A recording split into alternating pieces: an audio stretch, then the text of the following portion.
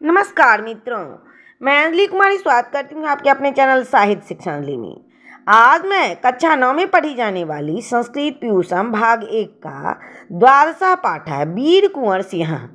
तो इस पाठ में वीर कुंवर सिंह की जीवनी के बारे में जानेंगे तथा स्वतंत्रता संग्राम में उनका क्या योगदान रहा, इसे भी इस पाठ के ऑब्जेक्टिव के माध्यम से जानेंगे।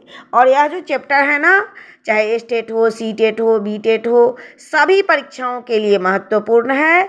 तो चलिए प्रश्न संख्या 1 की तरफ। प्रश्न संख्या 1 है कि भारत के पहले स्वतंत्रता संग्राम में नेता के रूप में किसने भाग लिया था। तो इसमें बाबू वीर कुंवर सिंह का नाम आता है। इसका जवाब होगा बाबू वीर कुंवर सिंह। प्रश्न संख्या 2 है कि आखेट कुशल का क्या अर्थ होता है। तो आखेट कुशल का अर्थ होता है शिकार करने में कुशल। और बाबू वीर कुंवर सिंह जो थे वो शिकार करने में उनका बड़ा मन लगता था। प्रश्न संख्या 3 है कि वीर कुंवर सिंह का जन्म कहाँ हुआ था। तो इनका जन्म बिहार राज्य के भोजपुर जिला के जगदीशपुर गांव में हुआ था। बिहार के ही रहने वाले थे। प्रश्न संख्या 4 है कि भारत का प्रथम स्वतंत्रता संग्राम कब हुआ था। यह प्रश्न बार बार पूछा जा चुका है। तो 1857 ईस्वी में भारत का प्रथम स्वतंत्रता संग्राम हुआ था। प्रश्न संख्या 5 है कि वीर कुंवर सिंह के पिताजी का नाम क्या था। तो इनके पिताजी का नाम साहेबजादा सिंह था। प्रश्न संख्या 6 है कि स्वतंत्रता सेनानियों ने पाटलिपुत्र में तिरंगा झंडा कब फहराया। तो स्वतंत्रता सेनानियों ने 1857 ईस्वी के जून महीने के 19 तारीख को पाटलिपुत्र में तिरंगा झंडा फहराया था। प्रश्न संख्या 7 है कि इस पाठ में किसके चरित्र का अध्ययन करेंगे।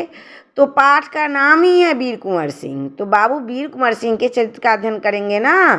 प्रश्न संख्या 8 है कि ग्वालियर की सेवा कुंवर सिंह की, ग्वालियर की जो सेना थी, यहाँ प्रिंटिंग मिस्टेक है कि ग्वालियर की सेना कुंवर सिंह की सेना में कब शामिल हो गई। तो 7 नवंबर को ग्वालियर की जो सेना थी वो कुंवर सिंह के सेना में शामिल हो गई थी। शौर्य का क्या अर्थ होता है। तो शौर्य का अर्थ होता है वीरता। नेक्स्ट प्रश्न है कि 1858 ईस्वी में 22 अप्रैल को क्या हुआ था।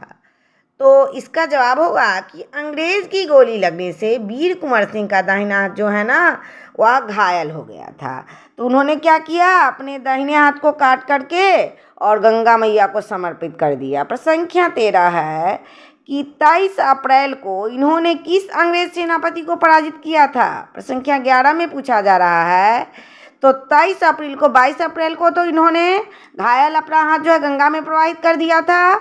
और फिर 23 अप्रैल को उसके अगले ही दिन इन्होंने किस अंग्रेज सेनापति को पराजित किया था। तो बहुत वीरतापूर्वक लड़ते हुए ले ग्रैंड नामक अंग्रेज सेनापति को इन्होंने पराजित कर दिया था। प्रश्न संख्या 12 है कि आरा पर विजय कब प्राप्त हुआ था। तो आरा पर विजय 27 जुलाई 1857 ईस्वी को प्राप्त हुआ था। और सततम का क्या अर्थ होता है। तो कहा लगातार प्रयास से, सतत प्रयास से। तो सततम का अर्थ होता है लगातार। प्रश्न संख्या 14 है कि वीर कुंवर सिंह के माता का नाम क्या था। तो पिता का नाम बता दिए, माता का नाम था पंचरत्न देवी या पंचरत्न कुंवर भी कह सकते हैं।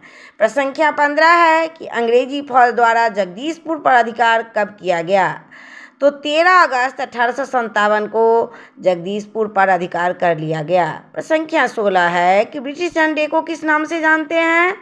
तो यूनियन जैक के नाम से जानते हैं। प्रश्न संख्या 17 है कि वीर कुंवर सिंह ने रियासत की जिम्मेदारी कब संभाली। जब उनकी पिता की मृत्यु हो गई तो उन्होंने रियासत की जिम्मेदारी संभाली। तो कब संभाली, इस प्रश्न का उत्तर जानने के लिए आप मेरे साथ बने रहें।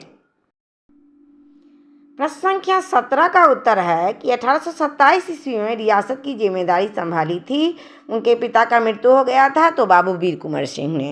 प्रश्न संख्या 18 है कि भारत माता का यह वीर पुत्र मृत्यु को कब प्राप्त हुआ। तो इसका जवाब होगा 26 अप्रैल 1858 ईस्वी को। और मर के भी जो है ना इनकी कीर्ति जो है वह अमर है। प्रश्न संख्या 19 है कि वीर कुंवर सिंह के भाई का नाम क्या था। तो वीर कुंवर सिंह के 3 भाई थे। नाम था बाबू अमर सिंह, बाबू दयाल सिंह और बाबू राजपति सिंह। प्रश्न संख्या 20 है और यह प्रश्न इस चैप्टर का अंतिम प्रश्न है कि भारत में उग्र रूप से अंग्रेजी शासन के विरोध की ज्वाला कब प्रज्वलित हुई, तो 1845 ईस्वी में प्रज्वलित हुई। और आशा करती हूँ कि यह चैप्टर आप लोगों के लिए बहुत ही हेल्पफुल होगा।